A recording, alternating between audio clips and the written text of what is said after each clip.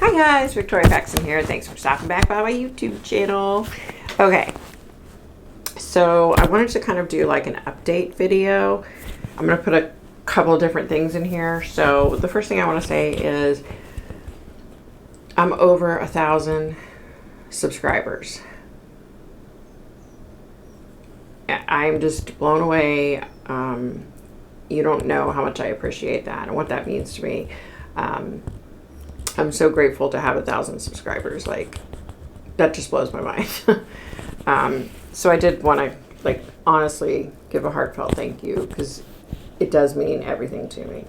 And I appreciate all of you 1,029 or 30 people out there. Thank you. I'm very grateful. Okay, so I'm going to do a few things in this video. I'm going to talk about Suzanne Morphy, Leticia Stout, the coronavirus, and some other things. But I wanted to start off with something that's going on in our nation right now that just really hurts my heart.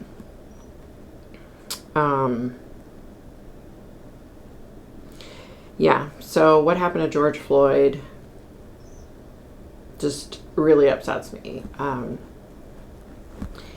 And I know that, you know, this country is like, there are so many people that are just so upset and so angry, and I get it. I understand, you know. I'm all for peaceful protests. We have had some amazing protests here in my town. Now, if you go a little bit further into DC, it's gotten pretty terrible. Here in my town, 2 local jurisdictions, the chiefs of police sat down with the people.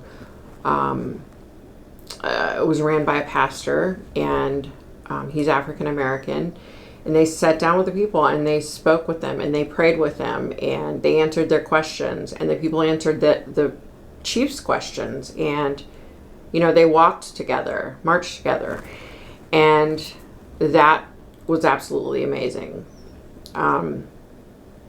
Unfortunately, so the first night of the protests, it was bad. The SWAT team was doing pepper spray and tear gas, and it was bad. So that second night that I'm talking about, both police chiefs apologized to the people, and they said, we shouldn't have come out in our riot gear, in our SWAT, you know, gear from head to toe. You know, maybe because the people were saying, you know, you came out dressed like that and we were scared, you know. And then both chiefs of police said, you know what, we were wrong. We reacted too quickly. We reacted in the wrong way. And both of them said, you know what, but this is all about us learning and talking to you and you talking to us so we can learn and grow and get past these horrible things. And both of the chiefs said, I would rather have not enough police officers than to have bad police officers. They both said, you know, we're horrified at what happened to George Floyd and Ahmaud Arbery and all these other people. You know, we're horrified. We don't want police on our force like that because they just make us look bad, you know. And I mean, I have goosebumps talking about it. I mean, it was a really cool discussion. And for over 5 hours, both police chiefs and another guy who's in charge of like a community liaison for the county, they sat there for 5 hours and answered questions, you know. Everybody got pizza. I mean, there was hundreds of people there, and the church paid for pizza and sodas and water, and it was amazing.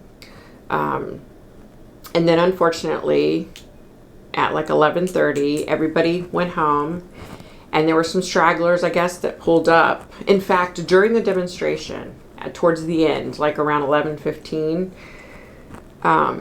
you could hear these cars squealing tires and pulling in saying F the police. They were screaming it. And the pastor was like, well, we don't need them here. And he said to the other protesters, he said, I need a bunch of adults to go over and tell them they need to leave. Obviously, they're not from here and they're just here to cause problems, you know, because they're screaming that as soon as they peel into the parking lot. So anyway, apparently, after everybody cleared out, the chief of police of the city that I live in, him and 4 other officers were across the street from where that peaceful protest happened sitting there just talking and catching up. And, you know, they were about to drive the half mile down the road to the police station. And these guys came out of nowhere. They had baseball bats, they had bricks, they had rocks, and they were screaming, "F the police, we're going to kill all of you." So, unfortunately, the chief and the other officers, I believe there were 4 officers with him, their cars were parked like way over there. They couldn't even get back to their cars.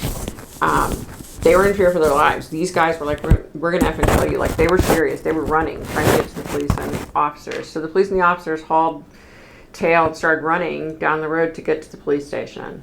Now, fortunately, they had enough space in between them and the protesters that they were able to make it to the police station safely. But they were scared. Our chief was scared, and he was interviewed and came out in the local news, and he's like, "I'm scared. You know, I really am scared." He's like, I don't like those officers that killed that poor man. He's like, "I don't want people like that on my police force." You know, and it was a scary situation. And they ended up going back and destroying like the police cars, apparently. Or one of them or 2. I don't know. I don't know the exact details of that part. So one thing that I found really interesting, you know, because this is going to continue to happen until we make some changes. And I really found this interesting. So, you know, to be a nurse, you have to go to school for 4 years, right?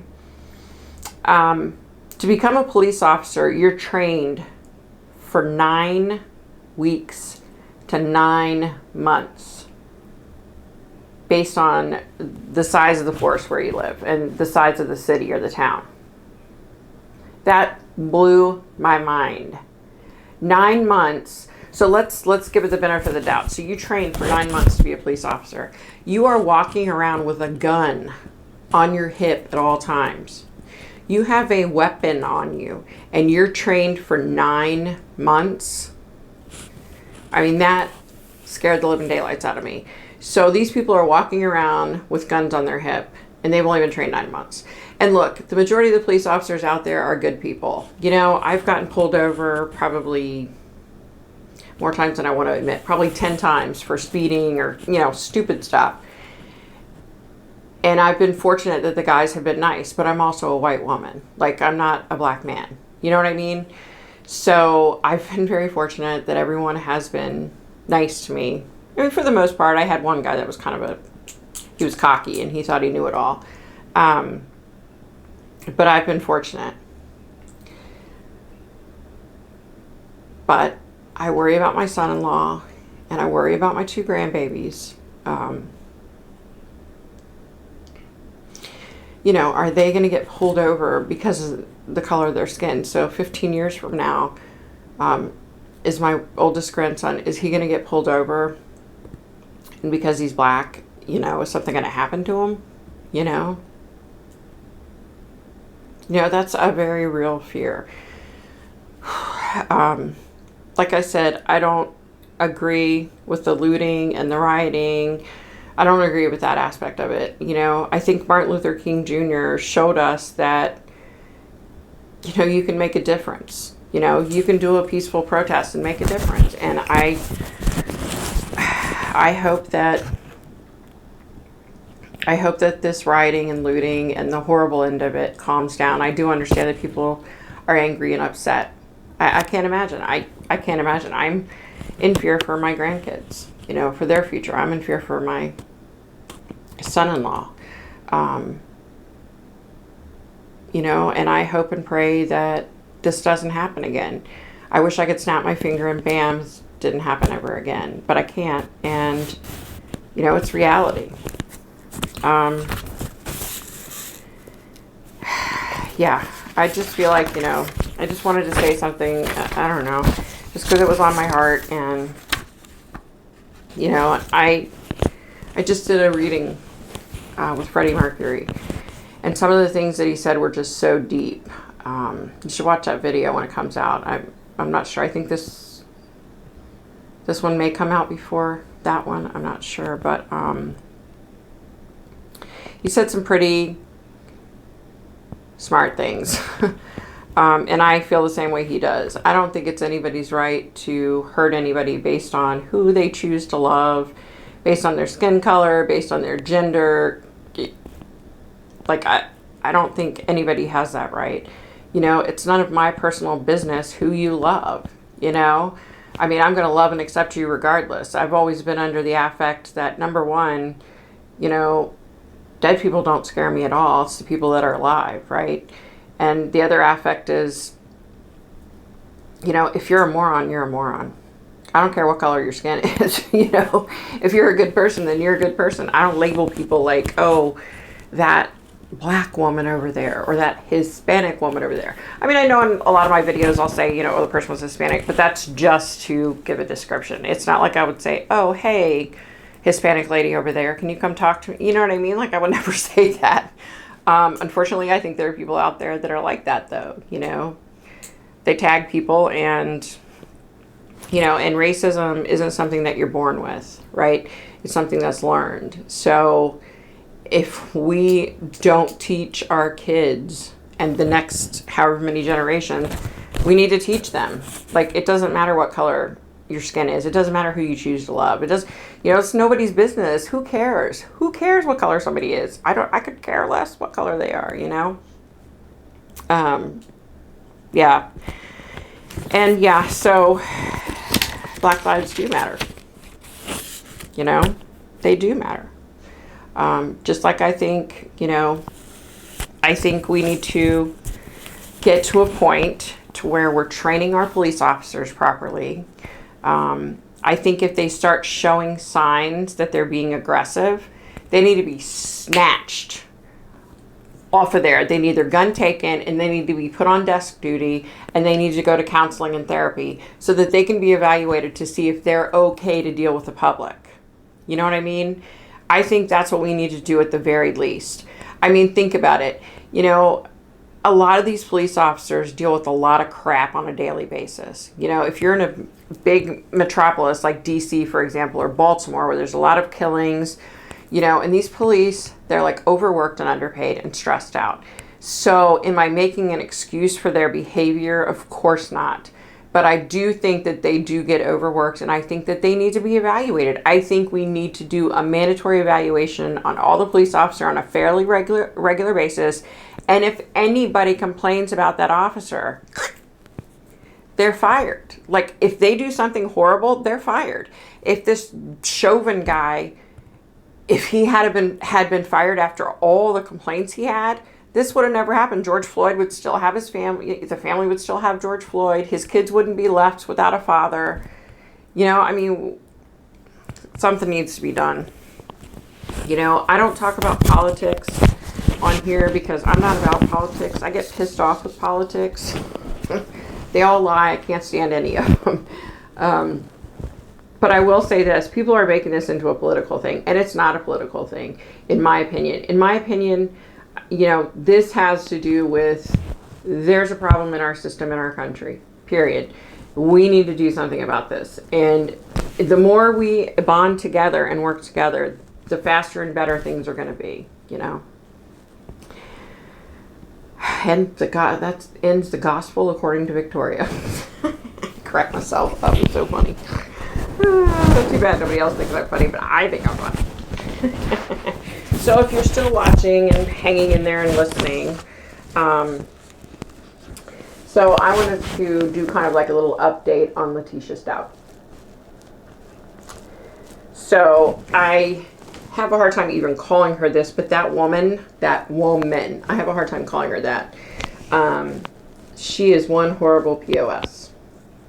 So apparently, all right, I had to write this stuff down. So she was apparently passing notes to another prisoner who was like in the cell next to her, I guess. That prisoner went forward to someone at the jail and said, look, I've been getting these letters. And they took the letters from the woman, the prisoner. And apparently these letters said, okay, so it said GPAW, whoever Leticia is saying GPA is giving her $75,000 for private counsel. So supposedly somebody's giving her $75,000 for private counsel, and that money was supposed to go towards her private counsel and to take care of her daughter, Harley. Okay, so apparently the letter said, like, I need your help because the other prisoner, I guess, had access to brooms. I guess part of her job at the jail was to sweep. And so Leticia said, I need your broom handles because there's a window in my cell, and if I take your broom handle, I can shatter it and I can fit through there because I measured myself. Really? What a piece of... So the people at the jail, they get these letters, they read them, and they said, oh my gosh. So they moved Leticia to another cell, and then they went and cleaned out her cell. And when they cleaned out her cell, they found a letter addressed to Sweetie, which I'm guessing was to Harley or something. I don't know. Or maybe like a sugar daddy. Who knows? But she said, look, I'm not quoting it, but she said something like, if you see something on TV that I'm not in jail anymore, just go on about things as normal. So basically she was saying, okay, look, if I escape from jail, just pretend like you don't know anything. This girl, she's such a dumbass. Like, did she not know, that they were going to find those notes and that this girl in the cell next to her, she's so dumb. What a dumbass. I'm sorry. She just gets on my damn nerves. Okay. So the next thing that I want to talk about is Suzanne Morphy. I'm sure you guys know about the Suzanne Morphy case. She went missing on Mother's Day. Supposedly she was going for a bike ride and went missing. All right, so from the beginning, I was getting quite a few things. I was getting that, I didn't feel like she's not alive. I didn't feel like she was alive. And I kept getting, like, there was deception around her disappearance. So I don't know if it means there's deception in that who took her or who did whatever. I don't know. But I was getting deception, big time deception. So I saw recently that supposedly her husband Barry had passed a lie detector test. And when I heard that, like, I don't know how to explain it, but I just had like this feeling in my chest, like, something, I don't think something's right there. So I don't know if that's really true or not. Maybe he did pass a lie detector test. I was feeling like their marriage wasn't like it seemed. I kept feeling that. And I just had that heavy, every time I hear Barry Morphew's name, I just have that word deception. So I don't know if he did it or if he was involved. I hope not. I hope I'm wrong. But yeah, I think he's involved. So I don't know. I don't know. Let me know what you think in the comment section. I'd be curious to know. Okay, another thing I wanted to talk about, the coronavirus. So my town, unfortunately, the numbers are still high. And recently, due to the rioting and the majority of the people in this area not wearing masks, I'm in fear that it's going to go up, that it's going to get worse. We still have really high numbers.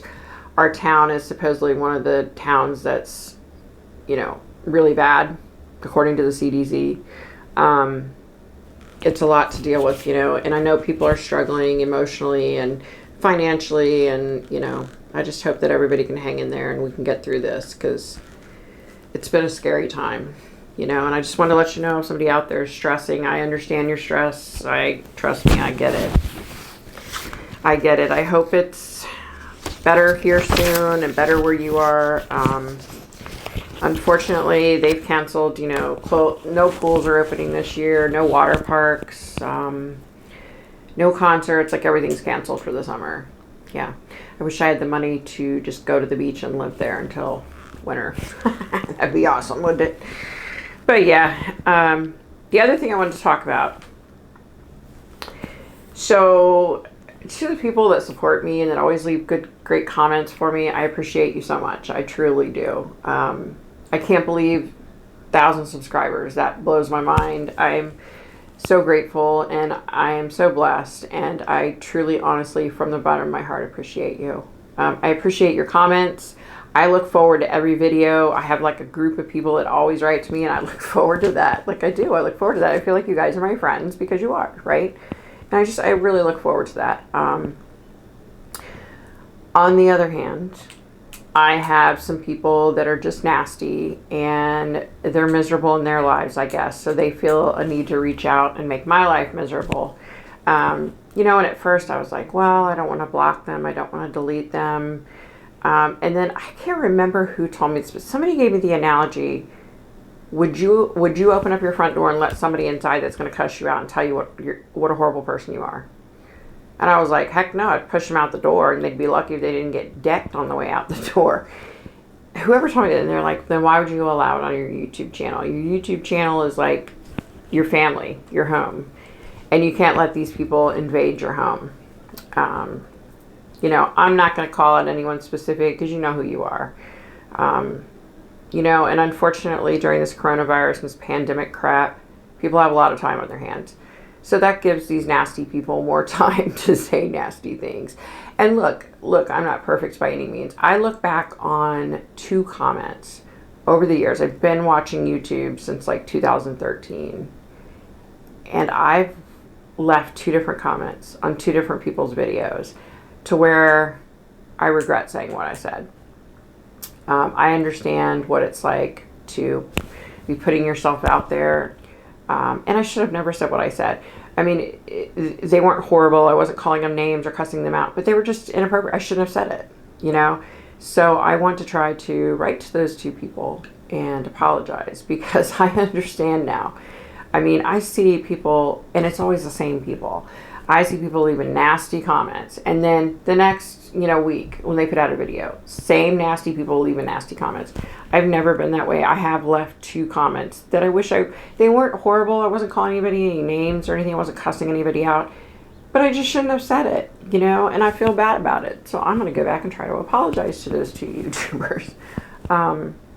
So yeah, to the people out there, I don't want to weigh too much in on these haters because I don't care about them. You know, shake it off. You know, I would rather keep the people in the forefront that I appreciate and that I love. And I truly have love in my heart for you. I truly do.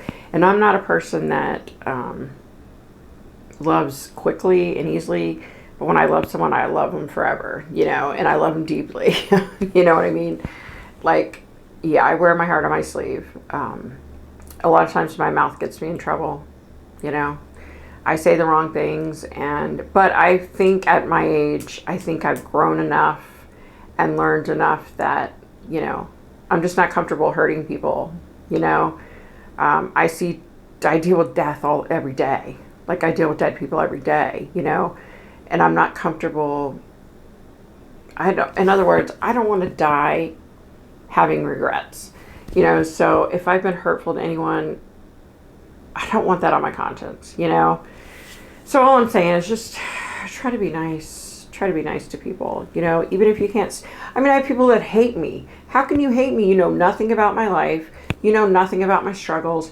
You know the few things that I put on YouTube. You don't know me. You don't know how I am. You don't know my real life. You don't know my struggles. You don't know what I do. You know, I do a lot. Like I do a lot in my community, you know. I help run a food pantry. I've done it for 7 years. And look, I'm not saying this to get patted on the back. I don't need patted on the back. You know what I mean? I don't do this to get patted on the back. I do it because I love my community, you know, and I love people. And I want to help them, you know. So, all right, guys. Stay kind. Be nice. Stay safe. Wear your mask. Don't say anything to anybody this week that you're going to regret. Because there's no point in living with regrets, right? So just don't even say it to begin with. So, yeah. Guess that about does it for me. All right. Take care, y'all.